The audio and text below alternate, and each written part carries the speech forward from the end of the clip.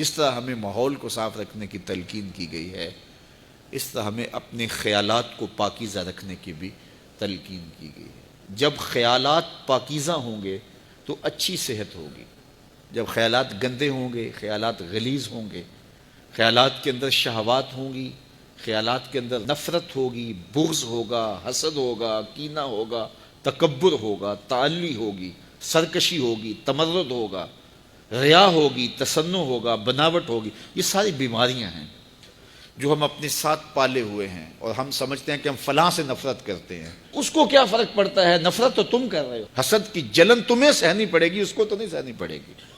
بغض رکھتے ہو، کینہ رکھتے ہو، نفرت رکھتے ہو، تو ہم کہتے ہیں ہم فلاں سے رکھتے ہیں، میاں فلاں کو کیا فرق ہے؟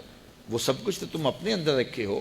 وہ کیمیائی عمل جو ہوتا ہے، جو صحت پہ مضر اثرات پڑتے ہیں، طبیعت میں گھٹن آتی ہے، طبیعت میں غصہ پیدا ہو جاتا ہے، اور ہر وقت چڑچڑا مزاج ہو جاتا ہے، ہر وقت ایک بے چینی میں رہتے ہو، تو وہ تم رہتے ہو، وہ تو نہیں رہتا۔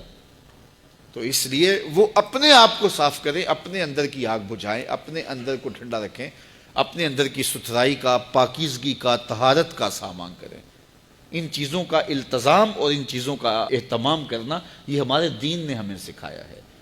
اسی طرح جب کوئی شخص برائی کرتا ہے، کوئی بھی برائی کرے، تو اس کی اثرات اس کے اوپر مرتب ہوتے ہیں۔ تو برائی کے اثرات بد سے اس کے اندر کا نظام بگڑ جاتا ہے، باطن کی طہارت ختم ہو جاتی ہے، اور باطن کی طہارت کو بہت زیادہ اہمیت دی ہے شریعت اسلامیہ نے۔ حسد کے کوڑے، بغض کا کچرا اور نفرت کا جو ہے وہ گند تمہارے اندر اگر جمع ہوتا رہے گا تو پھر اندر سے تعفن اٹھے گا، اور وہ تعفن تمہارے دماغ کو چڑھے گا، اور زندگی کا چین، زندگی کا قرار تمہارا لٹ جائے گا، اور تم سمجھو گے کہ شاید فلاں کی وجہ سے ایسا ہوا، ہم نے خود نفرتیں پالی، خود اپنے اندر گندگی اور غلاظت ڈالی۔ کچھ اعضاء ہمارے ظاہری ہیں، کچھ اعضاء ہمارے باطنی ہیں۔ آنکھیں عضو ظاہری ہیں، کان، زبان، ہونٹ، ٹانگیں، ہاتھ، یہ ظاہری اعضاء ہیں، اور کچھ اعضاء باطنی ہیں۔ دماغ باطنی عضو ہے، دل باطنی عضو ہے۔ تو یہ جو ظاہری عضو ہیں، اس کی کچھ غلاظتیں، گندگیاں ظاہری ہیں، اور ان کی غلاظتیں کچھ باطنی ہیں۔ مثال کے طور پہ ہاتھ کے اوپر میل لگ گیا، ہاتھ کے اوپر کوئی نجاست لگ گئی، تو یہ عضو ظاہری کی ظاہری غلاظت ہے، تو اس کو پانی سے صاف کیا جا سکتا ہے۔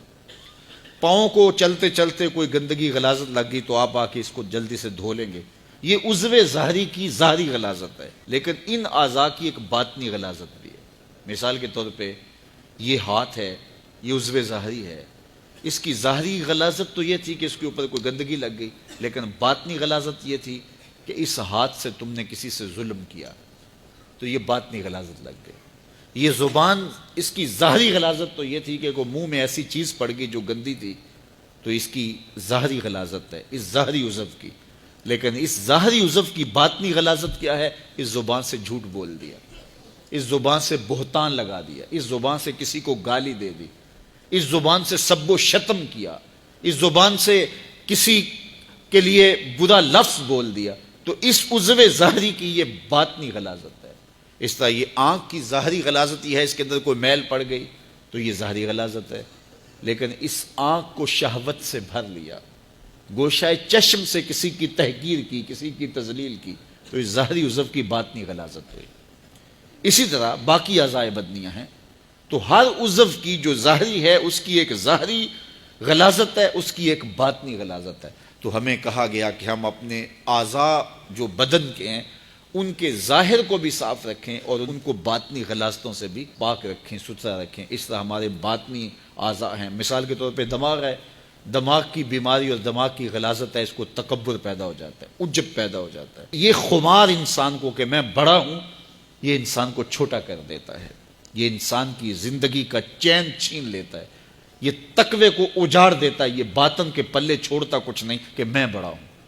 اس کائنات میں سب سے بڑا جرم ہوا ہی یہ ہے کہ ابلیس نے کہا تھا انا خیر منہ، میں بہتر، یہ میں جو تھی اس نے اس کا بیڑا غرق کر دیا۔ جو بڑا ہوتا ہے اس کو بتانا نہیں پڑتا میں بڑا ہوں، لوگ دیکھتے ہیں کہ وہ بڑا ہے۔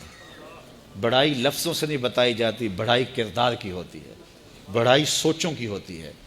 بڑا آدمی دکھائی دیتا ہے کہ یہ بڑا ہے، اس کی عادات سے پتہ چلتا ہے بڑا ہے، اس کے اعتبار سے پتہ چلتا ہے بڑا، اس کے طرز زندگی سے پتہ چلتا ہے کہ وہ بڑا ہے۔ تو کسی کو چھوٹا نہ سمجھو، کسی کو حقیر نہ جانو۔ واصف علی واصف مرحوم نے کہا تھا کہ کوئی چھوٹا تب نظر آتا ہے کہ اسے دور سے دیکھا جائے یا پھر غرور سے دیکھا جائے۔ کسی کو قریب سے دیکھیں اور پیار سے دیکھیں تو پھر کوئی چھوٹا نہیں ہوتا۔ کس کو پتھر مارے ناصر کون پرایا ہے، دل کے شیش محل میں ایک ایک چہرہ اپنا لگتا ہے۔ لوگوں سے پیار کرو، لوگوں سے محبت کرو، لوگوں کو قریب کرو، نفرتوں کے سوداگر نہ بنو، محبتوں کی دکان کھولو۔ جہاں تک ممکن ہو لوگوں کی خیر خواہی کرو، اور اگر لوگوں کے لیے خیر خواہی نہیں کر سکتے تو کسی کی بدخواہی بھی نہ کرو۔